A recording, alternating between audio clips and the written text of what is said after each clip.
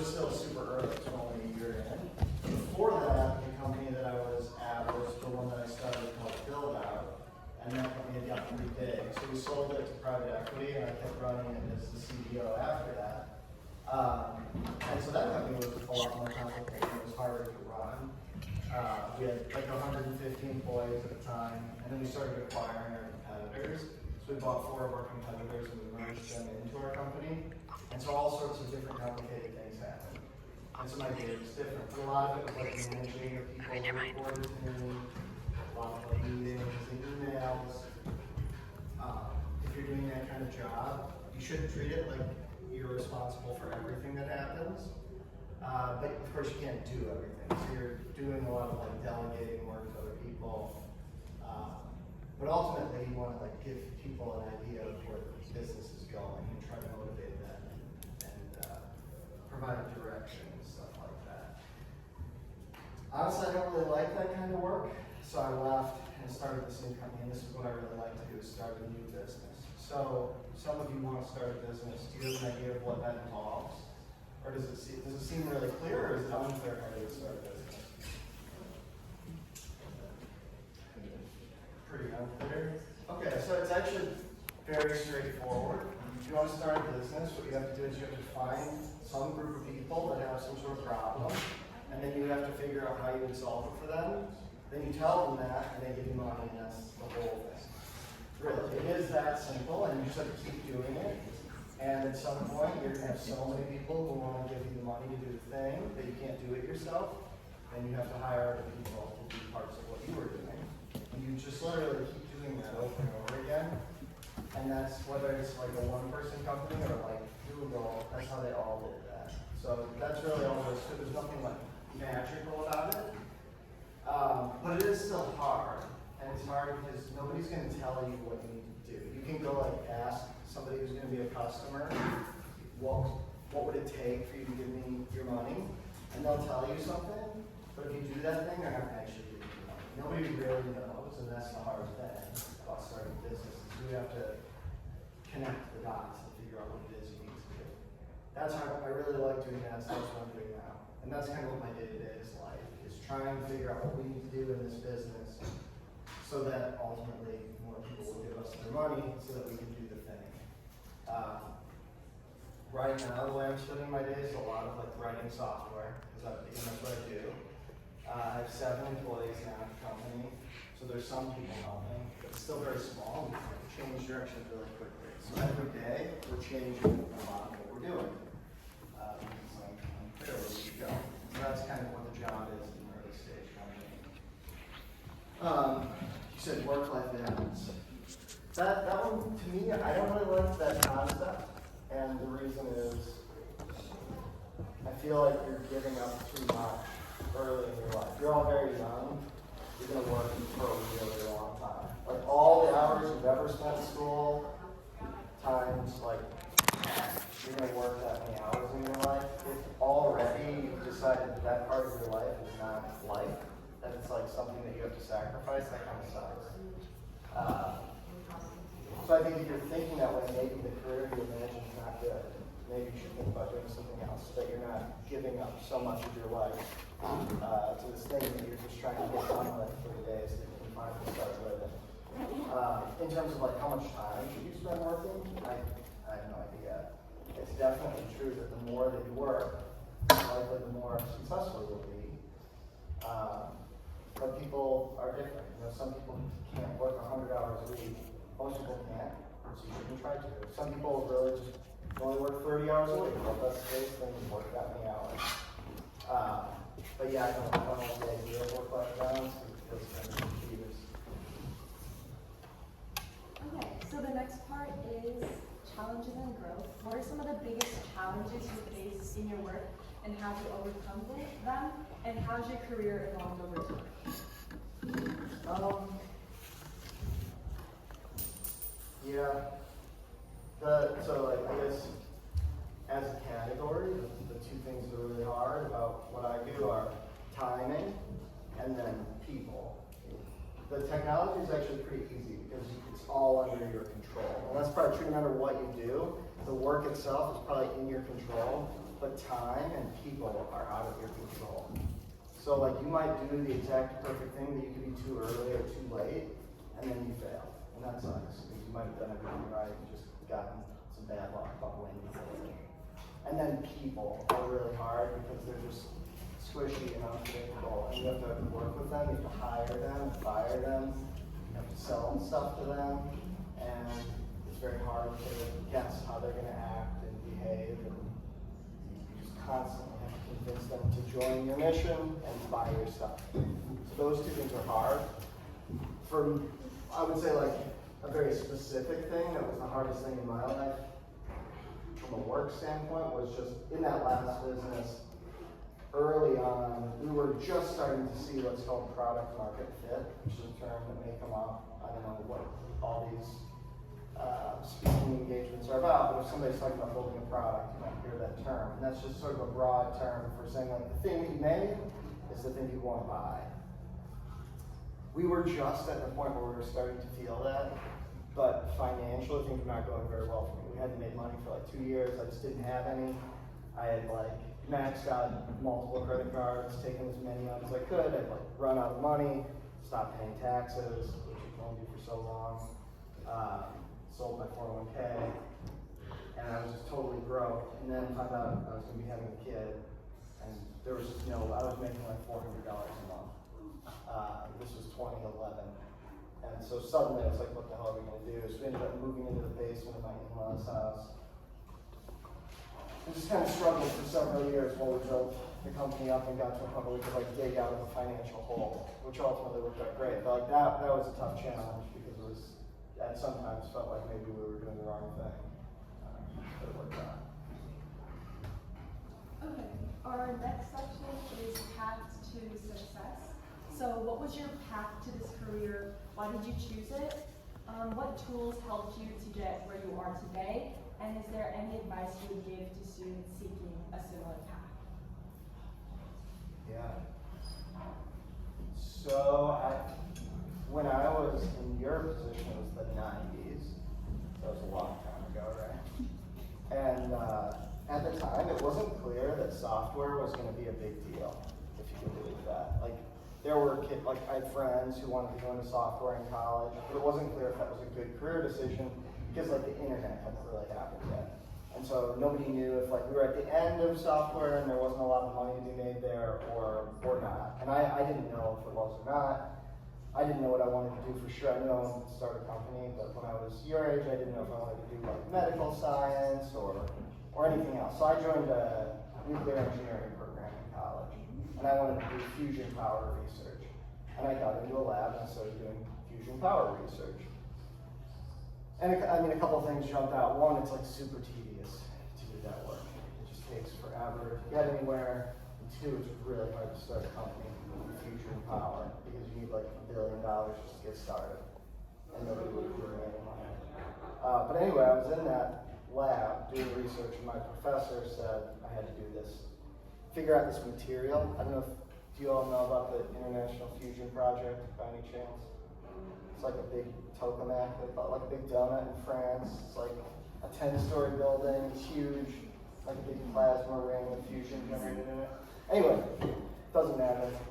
They had to figure out like a material to use in one part of it. That's what my lab was doing, and my professor wanted me to do this job. And he gave me a list, it was like a book. He said, here's like 5,000 tests you have to do. And I set up the experiment. It took me 2 weeks to do one. I would still be going, right? And after doing one, I was like, forget this. So I went and wrote a simulation for it and ran it. And then I got every person I knew. I got like 100 people to run it on their computers. Their shitty computer from 25 years ago. And finished the whole thing in like 1 week. And I went back to the professor and showed it to him. And he said, that's great. And I was like, okay, I quit. I'm doing something else. And I went and switched to computer science. That was sort of the first part of how I ended up in this world, is I realized, in fact, there is a future for software development. So I went down that path. And then I moved to the city after school and started working at a financial software company. Spent a couple of years there, and then knew it was time to go out on my own, so I started a consultancy, and then started a string of like failed software company attempts, and then ultimately started my last one.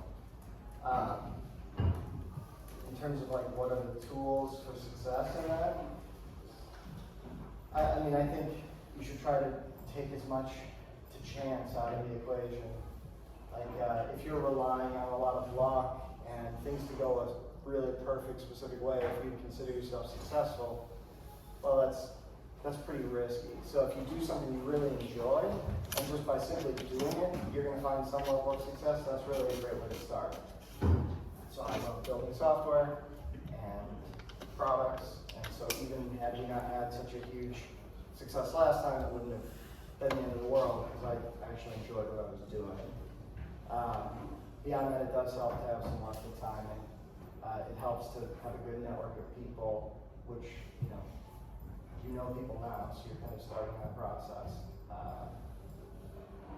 But yeah, I don't know if there's really a great silver bullet here, other than just find something you really like to do and then spend a lot of time doing it.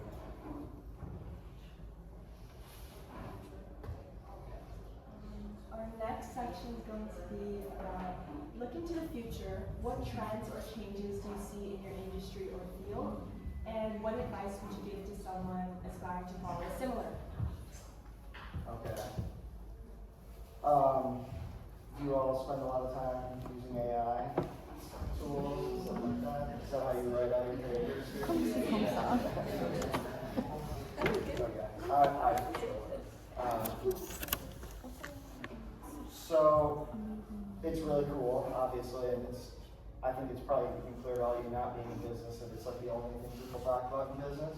So I'm on a few boards, like board of directors for companies, and it's just wild the way in which it's captured the attention of every company. So you go into like a board meeting now where you used to talk about like financial metrics. You now go in and everybody just says like, what's the AI strategy? Like, how are you going to do AI? And it doesn't even make any sense, but it certainly captured everyone's attention. One of the things that I think will probably start to become like more and more part of what you think about going to college and like starting a career is like, are you wasting your time? I don't know if that kind of topic has come up. Like by the time you get to the workforce, will it even be there anymore? Is it just going to be a crater? Who knows? What I do know a lot of things are changing. I've certainly seen it replace a lot of work. But while this stuff is getting better at like a rapid, like frightening pace, the people are just the same crappy old models that they were 25 years ago. And so long as they're part of the economy, they're going to need a lot of help. So I would say the same basic approach is still applicable, which is like you need to make yourself valuable to other people in the world. I guess it depends a lot on what your goal is as to what I would say you should do. If your goal is to like make the most money, then you should probably find people who have a lot of money and spend a lot of time around that. If your goal is to like do something that you love, well then you need to figure out what that thing is as fast as you can so you can get moving in that direction early. Generally I don't like to give advice. It's really hard to know what would make people happy in their lives. But I would say don't freak out about AI. It is going to certainly become like a huge part of the discussion about what to do with your futures. Yeah, that's it. Questions?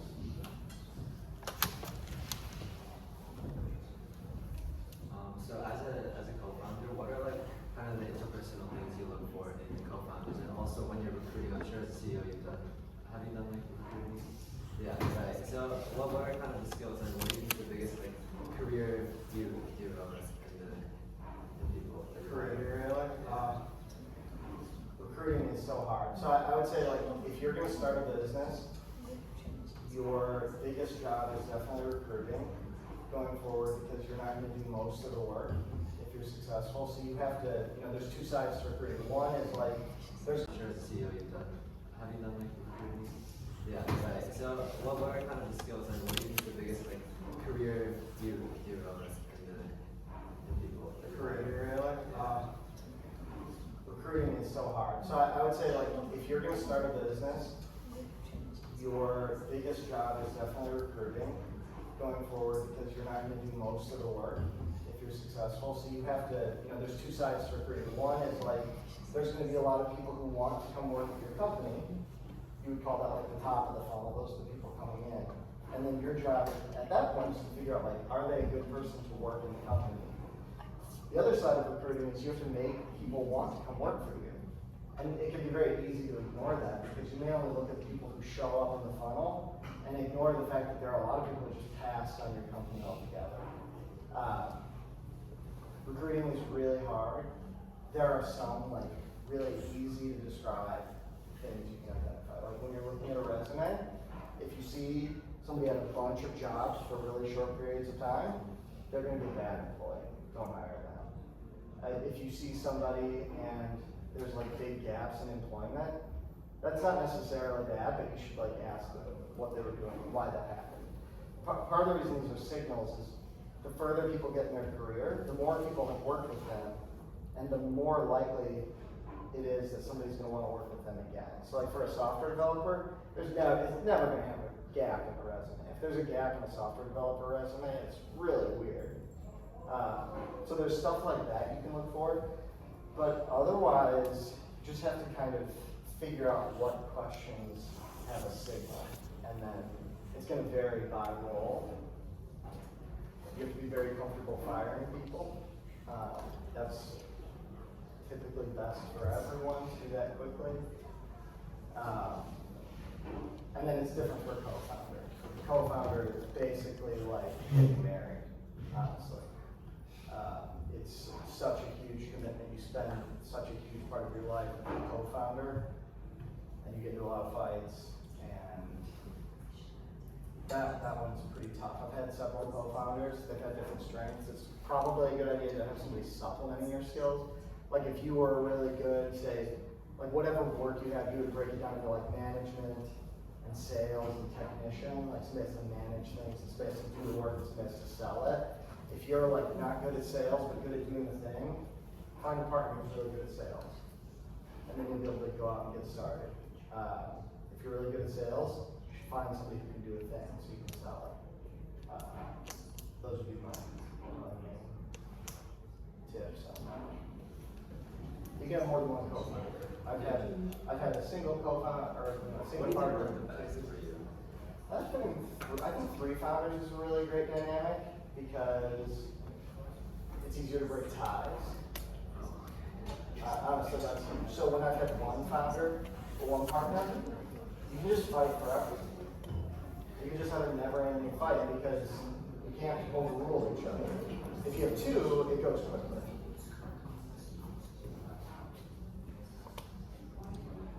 Can you go into detail about your company? So I think it was built out, right? And like what it did. Sure. Yeah, so we were a company that made software for real estate brokerages, so specifically commercial real estate. So like even this building at some point was sold, probably. If it was sold, anytime in the last like 15 years, it probably would have gone through build out. So when you sell or lease a commercial property, there's just a ton of manual work that had to be done. So you'd have to make like brochures, which sounds like not a lot of work, but it kind of is. And you have to make these documents called like offering memorandums, which are like 30 pages. And you'd have to make a retailer map. Maybe you've seen it. It's like a map with like logos of all the nearby retailers. And then you'd have to like get your financials in order. And then you'd have to take all that stuff and put it on like 10 websites, kind of like Zillow, if you know that, but for commercial real estate.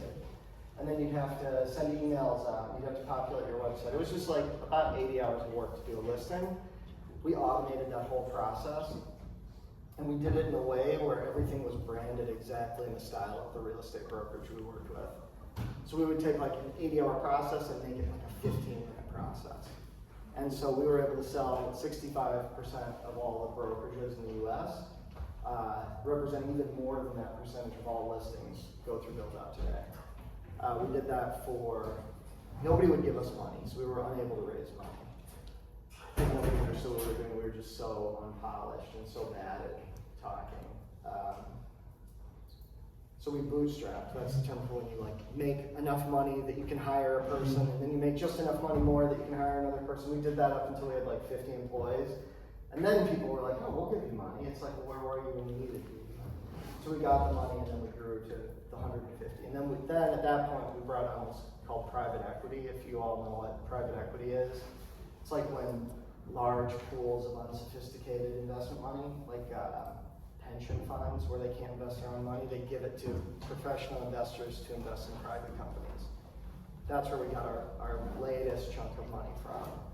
They also funded the acquisition of our competitors. So then we merged them in, and that was a huge mess for us too. Because it's very unusual to have like people who are your kind of like enemies, and then suddenly they're your coworkers one day later. It was fun, but very unusual. And are you still the CEO of the company, or have you sold it? Well, so I sold 80% of it to this private equity company, kept a portion, I'm still on the board. And I co-CEO'd it most recently with one of my partners. Hi, I have a question. So you were talking a little bit earlier about how some people go into like work to make money, and some people go into work to like for passion for that career. So what was your path? Like, which way did you go? Probably more on the passion side. Honestly, like I just loved writing software, and some people love it and some people don't. It's fortunate that was the thing I loved because it also turned out to be a lucrative thing. But I think I would have gone into something that I love to do even if it wasn't as lucrative. But that's a tough one because there are a lot of things that people love to do that just don't make any money. And so then it's a really hard decision to make. Hopefully there'll be a future where people can do whatever they want and not have to think about that. I don't know if that'll come in time for everyone here, hopefully. Thank you. So you talked a lot about having to delegate to a lot of different people. Did you find that to be difficult at all? Yeah, well, yeah, for certain things. It's easy to delegate things you don't want to do. Yeah. So there were a lot of things I just didn't want to do. So like I did all the finance and legal and HR for a long time, and I really didn't like that work. So it was great. Like when I brought in the first HR head and the first head of finance and stuff, I was just super happy to give those people all my work. But when I started bringing in software developers, I was just super picky about like the way all the code was written. If anybody in here knows how to code, and if you know what that's like. And that was very hard for me to delegate because I was so, in fact, early in my career, it was like dysfunctional. I was so bad at it that I would like actively brought everything down. It took a lot of work and self-reflection to get good at delegating that.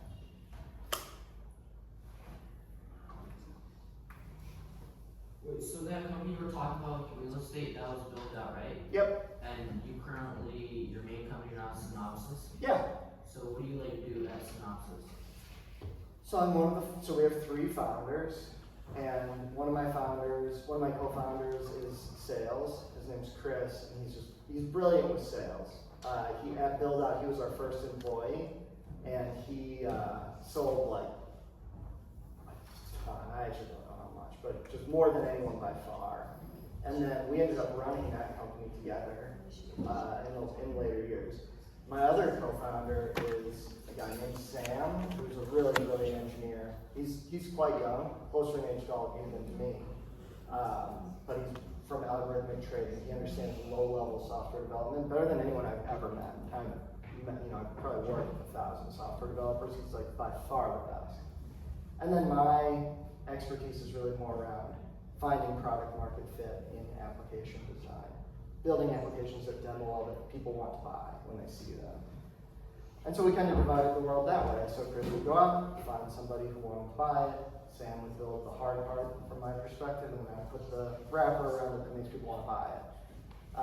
Now it's a little bit different. I spend a lot of time recruiting, but I still write a lot of code. Now we're doing a fundraise, so I'm on with investors a lot. Yeah. Thank you. You mentioned how like everyone uses AI nowadays, so I was wondering like what soft skills do you think are like the most essential? Soft skills? I think here, if you're trying to get something done, the way you communicate is going to be what gets them to sort of get behind your ideas. I love AI. I don't think AI is a replacement for writing at all, because I think most of what you're doing when you're writing is organizing your own thoughts. Take what you wrote at the end and pass it through AI before you send it out, that's fine. but you can't replace writing with AI because then you skip the most important part. That would be like having AI watch Netflix for you. It just doesn't even make sense. I have a question about computer science and software development as a field. I think recently there's been like a lot of speculation that it's not a good idea to go into a major in computer science or software engineering just because of like the competitiveness of the job market or because of AI. I guess, and I know a lot of these things are like false, so I was wondering like your perspective as you've worked in it for many years. It's so hard for me to make a recommendation because of the timeline. It's definitely AI is changing the nature of software development every day. I can say, like, throughout the entire time I've recruited software developers, it's always been hard. There's always been a shortage. And I started recruiting software developers in 2003, a really long time ago now. There's never been a single year where I felt like there was a surplus of qualified developers. Today, if you're a good software developer, you still are making like $200,000 to $500,000 a year. It's a very, very lucrative career. However, who knows what the future holds? So it's hard to say. I don't know what I would do if I was in high school right now, but it certainly seems, at least today, it's not like there's a surplus of developers. I still think I need 50 software developers to get one that passes our interview. So it seems at least right now. How do you identify a problem that needs to be solved? Like, what was the idea that led you to start these companies? So I can tell you both a bad way to do it and a good way. So the bad way for me was like, we just kind of guessed at the first one. We're like, this seems like it would be cool. And then we asked people if they thought it would be cool and if they would pay for it, and they said yes, so we did it. Total mistake, because people will say they're going to buy something until you get the credit card in hand. You really can't count on it. After we did a couple failed businesses like that, we learned two things. One, it's a lot easier to build and sell a product to a business than a consumer. So we decided everything we do from now on is going to be built for businesses to buy. And that's already a departure. Like a lot of people, when they think of a business, they think of what they would want to buy, because that's natural. It's like an egocentric bias that we all have.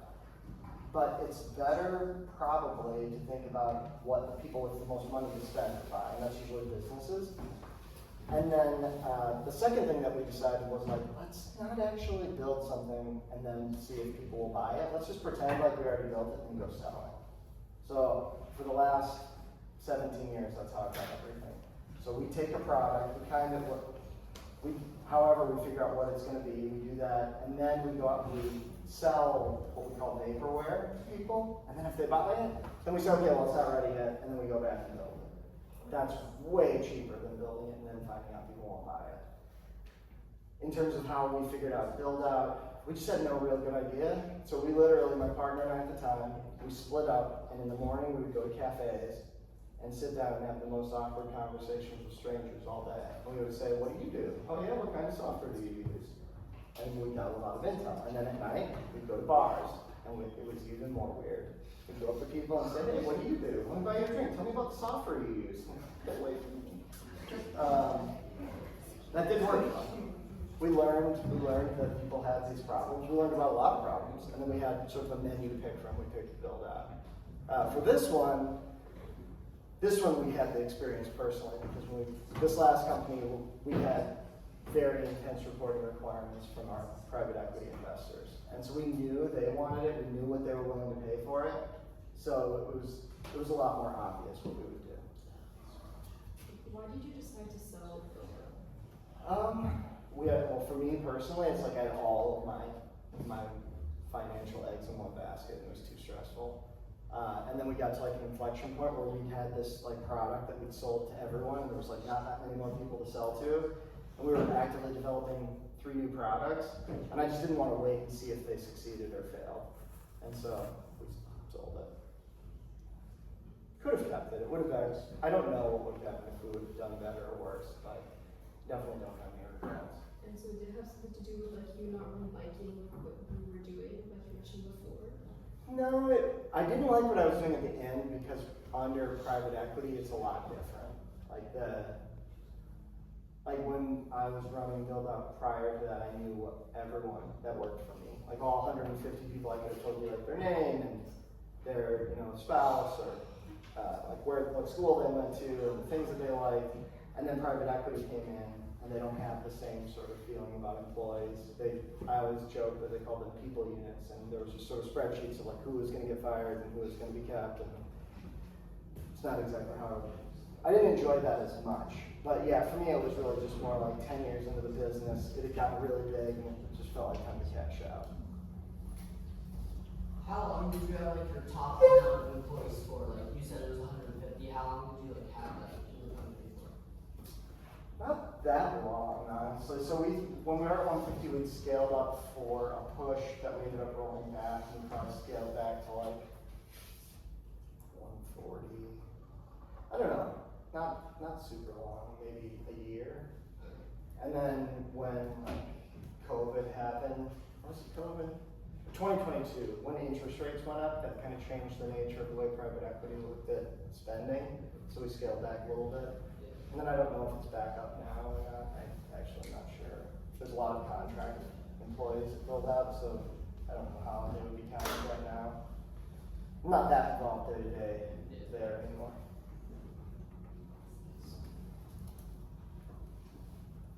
What do you think your best advice is for kind of like networking within your industry and like developing like kind of acquaintances and maybe mentors as well? Well, let's see.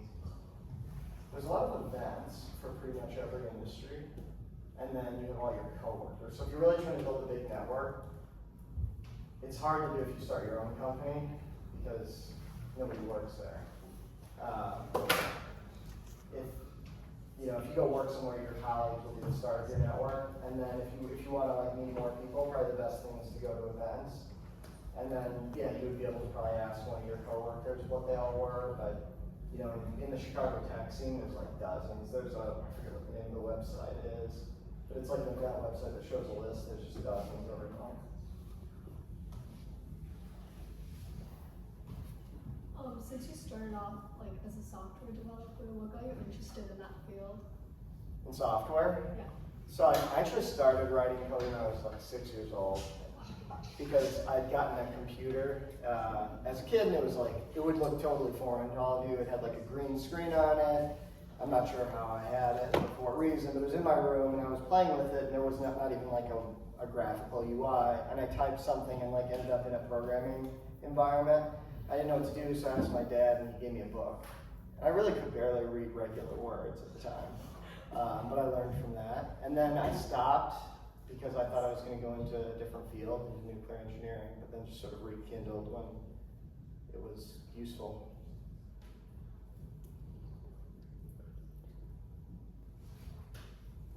So when you're looking for a co-founder or an employee, is there like a certain type of person that you want to work with versus you don't want to work with? Like, are there any like red flags or certain characteristics that you look for? Yeah, I think as like a coworker, because usually you want to work somewhere where you get to interview your future coworkers and not have like HR do it or your boss do it. So when you're doing that, like you don't want somebody who's going to make more work for you, and you don't want somebody who's, like, for lack of a better word, an asshole. Like that's kind of the rules that they make for hiring. It's like you want somebody who gets a lot of work done, who's smart, who's not an asshole, basically. And given that it's hard to know what field you'd be in, it's hard to know exactly what you look for, but those general rules always apply. For an employer, it's pretty much the same. You want somebody who's going to like get a lot done, who's creative, who's hardworking and smart, and that people like being around. That's pretty important. I know you said like you still have the chance to write code, but obviously not as much as you spend a lot of time recruiting. What was like the process like for you when you were like kind of starting? You had more like hands-on, like you do it yourself, versus more like management or leadership. Like what was the process like? Like how do you move from one to Or the yeah, other? like how did you like adapt to like the changing like responsibilities you had, and like how was it for you? Yeah, I still prefer to write code most of the time. I would say today I'm probably like 70% writing code and 30% doing other things. 6 months ago I was 100% writing code. 6 months from now, I'll be 20% doing it. It's just the nature of it. It's like at a certain point, you just have to start recruiting and managing people and reporting to investors. For me, it's just like what necessity dictates. Like if there's now, there's 7 of us in the office, I have to spend some amount of time making sure they're doing the right things. So I spend that amount of time, and really no more. I got to get on these investment calls, so I spend that amount of time. But otherwise, I try to get back to building stuff, because that's what I like. But yeah, necessity will dictate how much time I spend doing other things, and eventually it'll go to 0. Like I know that's the case. But I think that would be a year. Was that the case towards the end of the company? Yeah, for the last one, I was at 0 by the end. What were some of the failed business ideas that you had? Yeah. Some real good ones. So the first one, my partner and I tried to create this knowledge graph. There was an article in the June issue of the 1945 Atlantic where somebody described a system that turned out to be really clever, and we thought we tried to create a code version of it. Not a good business. Then we built a mock-up linking tool. And if you talk about bad timing, there are a ton of tools that do this today. So if you know what a mock-up is, it's like a fake picture of a website or an application.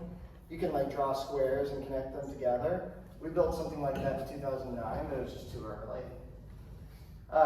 We built an outliner. If you probably know how to make outlines. We built a collaborative outlining tool. Nobody will pay for that kind of thing.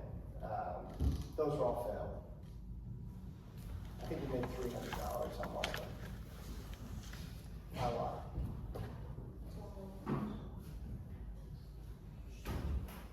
Okay, last question was if you could summarize, what would be your biggest lesson overall from being an entrepreneur? I think the biggest lesson is, when I started, I thought there was more to it. I thought there was something mysterious had to happen to start a business, or there must be some missing step that you don't know what it is, and it's just not the case. It's truly very straightforward and simple, that all you have to do is figure out something that people need to have done that they'll pay for, convince them to pay for it, and then do the thing. And if you find that, if you find that kind of thing rewarding, it's a great way to spend your time. It's a great career. I would certainly recommend it. But yeah, there's nothing magic about it, so go give it a shot if it's interesting to you. Thank you so much. That was great. Thanks